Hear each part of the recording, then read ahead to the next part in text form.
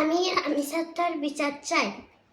আমাদের মতো ছোট ছোট ফুলগুলো ঝরে যাচ্ছে, তাও আপনারা বিচার করছেন না। আমার একটাই আবেদন সরকারের কাছে, যেন কালকে ওই হত্যাকারীর বিচার হোক। জনসংখ্যার ভিতরে সবার সামনে হত্যাকারীর ফাঁসি হোক। আমরা এটা চাই এবং আমরা এটা করলে খুশি হব। আপনারা প্লিজ প্লিজ এটার বিচার করুন। আমাদের মতো ছোট ছোট ফুলগুলো ঝরে যাচ্ছে, আমরা স্কুলে যেতে পারছি না, আমরা খেলতে পারছি না। আমরা কি সারাদিন ঘরে বসে থাকবো? আমরা সারাদিন ঘরে বসে থেকে যে বোরিং হচ্ছি, ক্লান্ত হচ্ছি।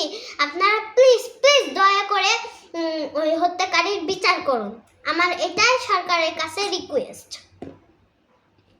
প্লিজ।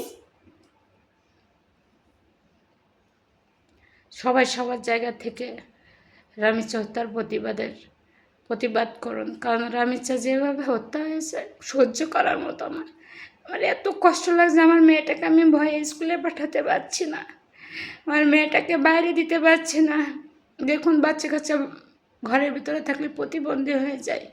সরকারের কাছে আমার একটাই রিকোয়েস্ট, আপনি ওই হত্যাকারীকে জনসাধারণের সামনে ফাঁসি দেন, যেন আর কোনো পুরুষ মানুষ ছোট ছোট বাচ্চাদের বা মহিলাদের নির্যাতন না করেন। আপনারা একটু সচেতন হন প্লিজ। আমরা মা এবং আমার সন্তানকে স্কুলে যাওয়ার জন্য আমরা ভয় পেয়ে যাচ্ছি। আমরা ঠিক মতো ঘুমাতে পারছি না, খেতে পারছি না। সন্তানের স্কুলে দিয়ে বা ঘরে রেখে আমরা কোথায় নিরাপদ? আপনাদের কাছে একটাই প্রশ্ন।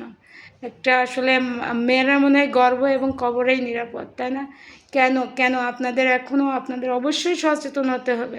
আমার একটাই রিকোয়েস্ট, আপনারা অবশ্যই সরকারের কাছে কালকের রামিচা হত্যার বিচার করুন জনসাধারণের সামনে, যেন আর কোনো পুরুষ মানুষ কখনো নারীদের উপরে এরকম অত্যাচার না করে।